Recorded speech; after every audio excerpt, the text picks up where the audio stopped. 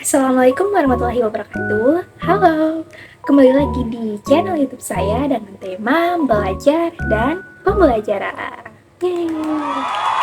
Nah, ngomong-ngomong soal belajar dan pembelajaran, yang saya lakukan ini termasuk belajar atau pembelajarannya? Mari kita simak pembahasannya bersama-sama. Let's go.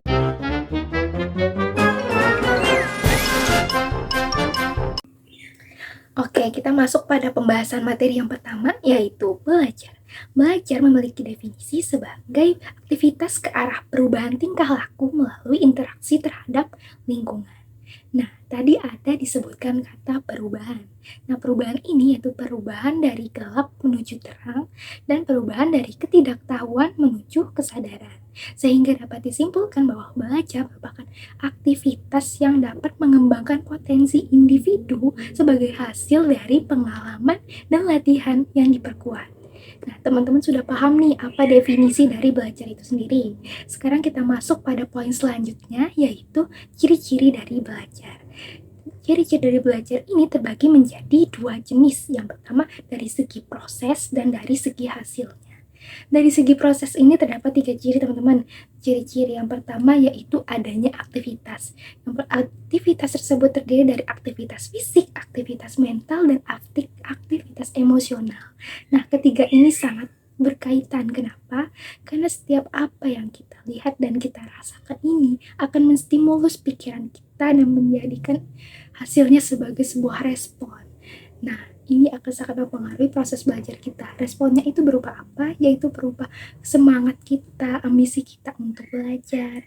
Nah, ini akan sangat berkaitan juga dengan ciri selanjutnya, yaitu melibatkan unsur lingkungan. Nah, tentu lingkungan ini sangat berpengaruh terhadap proses belajar seseorang.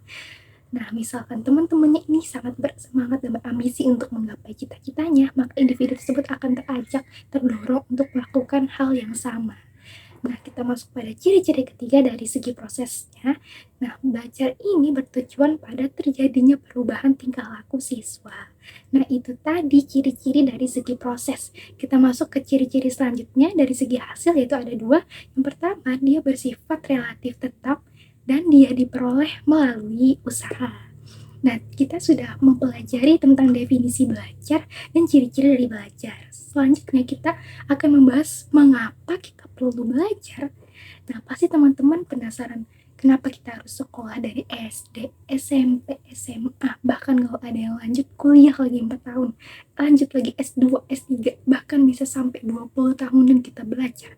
Emang boleh? Emang perlu belajar selama itu? Atau kita sebenarnya boleh juga nggak sekolah, nggak apa-apa, kita udah bisa belajar mandiri, atau lagi kita bisa dengan setahun aja belajar kita bisa mengetahui segalanya. Nah, maka itu akan dibahas dalam mengapa kita perlu belajar. Yang pertama, potensi manusia ini relatif bersifat laten atau terpendam dan terbuka. Maka dari itu, potensi manusia perlu untuk dikembangkan lagi melalui proses latihan dan pengalaman. Nah, alasan yang kedua yaitu manusia ini relatif tumbuh dan berkembang. Tumbuhnya ini dapat dilihat dari segi fisik, contohnya tinggi badan, dan berkembang ini mengacu pada perkembangan karakter dan perkembangan kemampuan se-individu tersebut. Nah, kita sudah belajar mengenai materi belajar. Tadi ada definisi, ciri-ciri, dan alasan mengapa kita perlu belajar. Nah, apakah dari informasi yang sudah saya sampaikan, saya termasuk pada aktivitas yang namanya belajar? Atau kita perlu masuk ke informasi selanjutnya, yaitu pembelajaran? Nah, pembelajaran memiliki definisi sebagai penyedia sistem lingkungan yang mengakibatkan proses belajar pada diri siswa sendiri. Nah, tadi disebutkan ada kata sistem. Sistem ini, teman-teman, memiliki terdiri dari komponen-komponen yang saling berkaitan yang bertujuan untuk mencapai tujuan yang sama. Nah, jelas ini definisinya berbeda dengan belajar tadi. Kalau belajar di aktivitas yang mengarah kepada perubahan, nah, pembelajaran ini dia sistem lingkungan pendidikan seperti itu.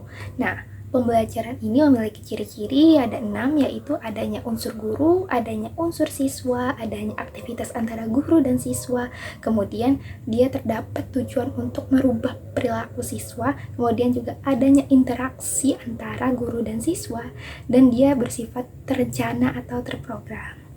Nah, itu tadi ciri-ciri dari pembelajaran. Kemudian kita masuk mengapa perlu pembelajaran. Nah, yang pertama yaitu tidak selalu terjadi atas inisiatif diri sendiri, kemudian dia perlunya mengembangkan sebuah potensi. Nah, kita sudah membahas beberapa materi mengenai belajar dan pembelajaran.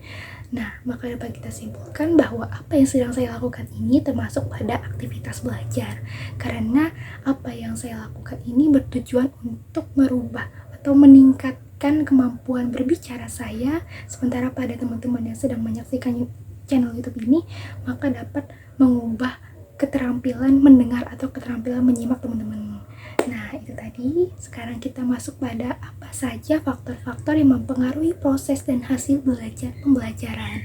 Nah, faktor-faktornya ini ada 6, yaitu faktor guru, siswa, tujuan, materi, instrumental, dan lingkungan. Nah, mungkin cukup sekian dari saya. Semoga ilmunya dapat bermanfaat dan kita akan bertemu pada minggu selanjutnya. See you!